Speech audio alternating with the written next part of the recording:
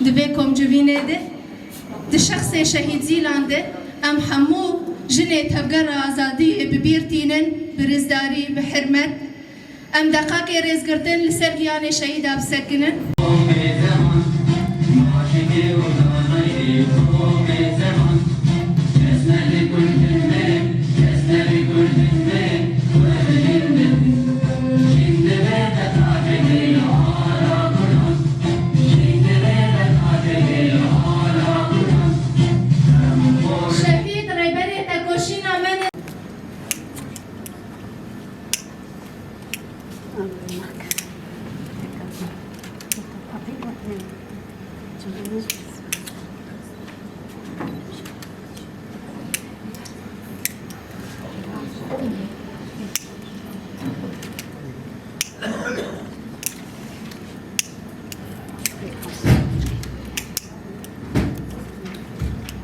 العملية الفدائية وجعلت من نفسها شعلة الانتصار وشعلة الحرية لجميع النساء وجميع مكونات العالم. والآن ندعو الرفيقة ركن للبحث أو لمناقشة أو لقراءة رسالة الشهيدة زيلان، وزيلان هو لقب زينب كنجاي. شكلت منعطفا جديدا في تاريخ حركة المرأة الكردستانية. هنا عندما نذكر المرأة الكردستانية أي جميع المكونات التي تعيش على جغرافية كردستان. أكدت المناضلة زيلان بعمليتها الفدائية التي نفذتها وسط جيش الاحتلال التركي قوة المرأة الحقيقية في الجيش وتنظيم والحياة. ما أثبتته عملية هبا زيلان دليل ساطع على قوة المرأة سواء كان في الجيش أو كان في التنظيم أو كان في الحياة. وبرهنت مع أن المرأة هي ضمان النصر الأكيد، وتحولت بجراءتها إلى منبرة البطولة والفداء في تاريخ النضال الكردي الزاخر ضد الاحتلال التركي، وأثبتت جدارة المرأة في تحديد الهدف العسكري والتخطيط له بصورة أقرب إلى الكمال، وكشفت عن قدرة تحول كل امرأة مناضلة بحد ذاتها إلى جيش جرار ينفجر في وجه العدو ويشل حركته. 1996 الرفيقة زيلان قامت بتنفيذ هذه العملية. طبعا الكل بيعرف، ما بحب أتطرق إلى التفاصيل، إنه الرفيقة كان صار لها سنة منضمة إلى الحركة، لكن كان باستطاعتها أن تفهم المرحلة وتدرك ما يمر به الحركة، وبالدرجة الأولى الهجمات التي كان يتم القيام بها الإمبريالية الناتو والدول الأقليمية ضد القائد. فالدولة التركية عملت بكل ما تملك من قوة باستنادا إلى القوى الإمبريالية في اغتيال القائد، فكانت في ذلك الوقت هجمات إذا الإنسان ما عاش في هذه المرحلة لا يستطيع أن يوصفها. ليست كانت ضمن فقط نقول إنه الهجوم أو محاولة الاغتيال، كانت الهجمات من كل الجوانب على الحركة. هبا زيلان بعمقها في فكر وفلسفة القائد آبو حللت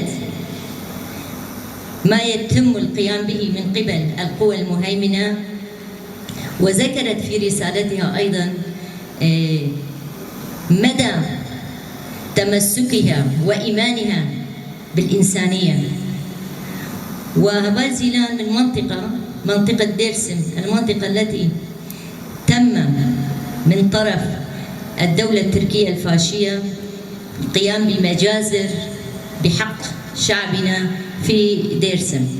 فهذه الرفيقة التي ترعرعت في هذه المنطقة ولم تنسى أبدا ما قام به الأعداء ضد شعبها. ترعرعت في منطقة يسودها الروح الوطنية. رفيقة كانت دارسة جامعة الفلسفة وكانت واعية، قبل أن تنضم بسنة كانت تعمل في مجال الجبهة، يعني من أحدى الرفيقات الذين انضموا بوعي. ولهذا نرى أنها فعلا بعمليتها استطاعت أن تعطي الجواب الشامل لتلك المنطقة أو المرحلة. فالقيام بعملية في ديرسن بقلب العدو أثناء قيام بمراسيم تحية العلم، هذا بحد ذاته يطلب الإنسان يكون عميقا في التخطيطات العسكرية، وأن يكون عنده الجراءة والإيمان بقضيته حتى يستطيع أن يقوم بهذه العملية الفدائية. فهبال زيلان فعلا أثبتت من طريق شخصيتها بأن المرأة تستطيع، سواء كان في الجيش أو كان في التنظيم أو كان في الحياة، أن تلعب دورها البارز، دور الطليعي الذي يقع على عاتقها. الرفيقة زيلان أثبتت لنا جميعا بأنها كامرأة ومن أجل محبتها للحياة وارتباطها العميق للحياة قامت بهذه العملية، لأنها أرادت أن تعيش بحرية ويعيش شعبها بالحرية. هبال زيلان تقول سبب قيامي بهذه العملية هو حب العميق للحياة، وأريد أن أعيش حياة تكون عظيمة، تكون حرة، يكون لها قيمة. ولأجل هذه الحياة، لأجل هذه الشخصية، أن تكون صاحبة هذه الشخصية تقوم بعملية فدائية. أثبتت هبال زيلان بأن قوة المرأة لا تقهر. فعلا هبال زيلان تذكر في رسالتها مدى بحثها عن الحياة الحقيقية، أن تعيش حياة ذا معنى، أن تسجل في سجل تاريخ الخالدين. هذا ما أثبتته الرفيقة زيلان.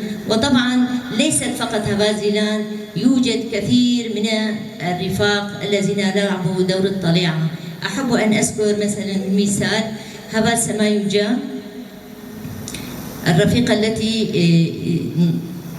قاومت في سجون الفاشية التركية وأضرمت النار في جسدها وقالت سأبني شخصيتي من فحم نار جسدي، سأبنيها من جديد.